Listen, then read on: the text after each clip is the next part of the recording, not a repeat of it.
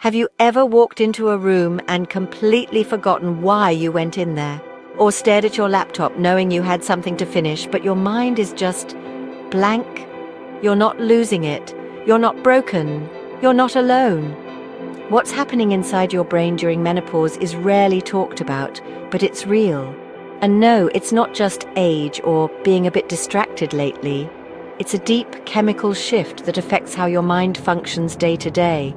Let's start with the truth that many women discover too late. Estrogen isn't just about periods or fertility. It's a key player in your brain's well-being. When it drops during perimenopause and menopause, your brain starts operating differently. Memory, focus, word recall, even decision-making. Suddenly they feel foggy. That's not your fault, it's biology. But because it happens silently, without big dramatic signs, many of us start doubting ourselves instead of recognizing it for what it is, a neurological shift. Imagine trying to focus when your neurotransmitters are out of sync, when your sleep is disturbed by night sweats, and your cortisol levels are dancing a constant tango with your mood. That's what's happening in the background. And no, multitasking harder or downloading a new planner isn't going to fix it. Your mind needs a different kind of care now, one that's more compassionate, more realistic, and far more honest. It's common at this stage to feel like you've lost a part of your sharpness.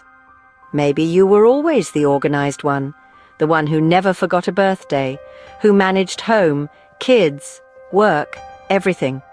And now, you walk into the supermarket and stand staring at the shelves blank. You start a sentence and halfway through you forget the point. And the worst part, you feel embarrassed, ashamed even, like you're failing. But you're not, you're adapting. One of the biggest mistakes we make is trying to force ourselves back into our old rhythm. That woman who could handle 1,000 things without blinking? She hasn't disappeared, she's just rewiring. And for that, she needs space, not pressure. Your concentration issues aren't laziness or lack of discipline, they're a message. A very loud, very uncomfortable message that says, your brain is changing and it needs you to listen. And here's a fact that might surprise you. Estrogen supports the production of acetylcholine and serotonin, two key neurotransmitters responsible for memory and mood. When those levels drop, your mind doesn't process information the same way. That's why reading can feel harder. Conversations feel like marathons. Decisions feel heavier. It's like trying to wade through mental fog with a compass that keeps spinning. So what can you do? First, stop judging yourself. That inner voice saying you're useless or you used to be so efficient. She needs to be told to hush, because you're not meant to perform like a machine, especially not now. What you need is to support your brain, like you'd support a friend going through something tough. That means rest, boundaries, nourishment, and yes, it might mean rethinking how you work, how you schedule your day, even how you define success.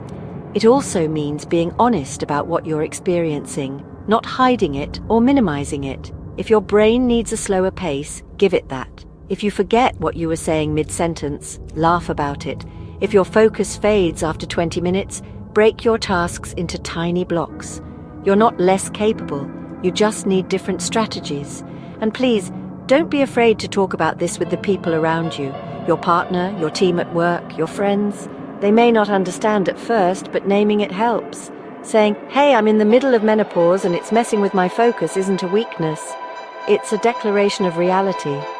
And it opens the door for real support, not pretend perfection. Before we continue, something important. In the description of this video, I've left a resource that could really help you through this stage.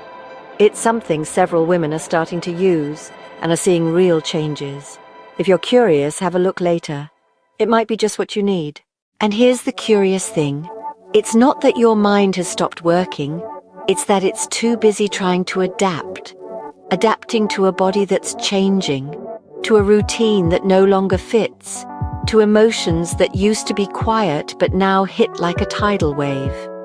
One part of you is trying to remember the name of that person you speak to every week, while another part is managing a hot flush, days of broken sleep and that foggy feeling of failing at everything.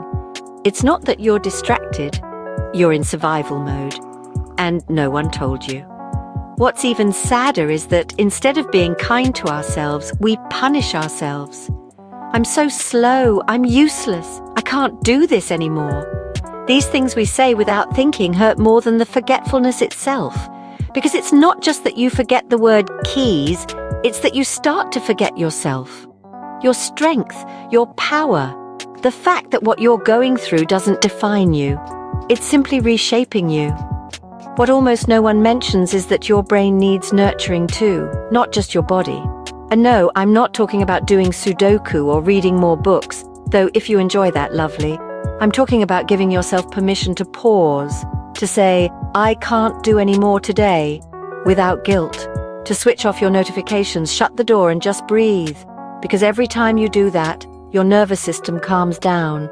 And when that happens, your mind starts to refocus. Not like before, better, from a different place. A trick many women stumble upon by chance. Rituals, not in a mystical way, but as gentle structure when everything else feels messy. A cup of tea at the same time each day, a short walk without your phone, a playlist that brings you back to yourself. These are little anchors that tell your mind, you're safe, you can let go now. And when your guard drops, focus returns, memory returns, the urge to create returns. But there's something else, something almost no one speaks about, the lack of words. Sometimes we can't concentrate because we don't know how to name what we're feeling, so we push it down. We cover it up with more to-do lists, more responsibilities, until one day the body forces us to stop. And that's when we realize what we needed wasn't a better calendar. It was to look inward, to listen, to cry if needed, or laugh loudly without needing a reason. The menopausal mind isn't broken. It's searching for a new rhythm, a new way to function, less automatic, more wise, less obedient, more intuitive. And that's scary because we've been taught to value speed, efficiency, productivity. But what this stage of life asks of you isn't performance. It's presence. It's honesty. It's the courage to ask, what part of me have I been ignoring just to fit in? And there, right there, is when everything begins to shift. Because when you stop fighting your mind and start walking with it, another version of you shows up. One that doesn't need to remember everything, but knows what matters. One that isn't always laser-focused, but sees what's truly important with clarity. One that might take longer to get going in the morning, but feels things with a depth she never allowed herself before. So, if lately you've been struggling to concentrate, feeling disconnected, like your brain is wrapped in fog, don't panic. You're not broken.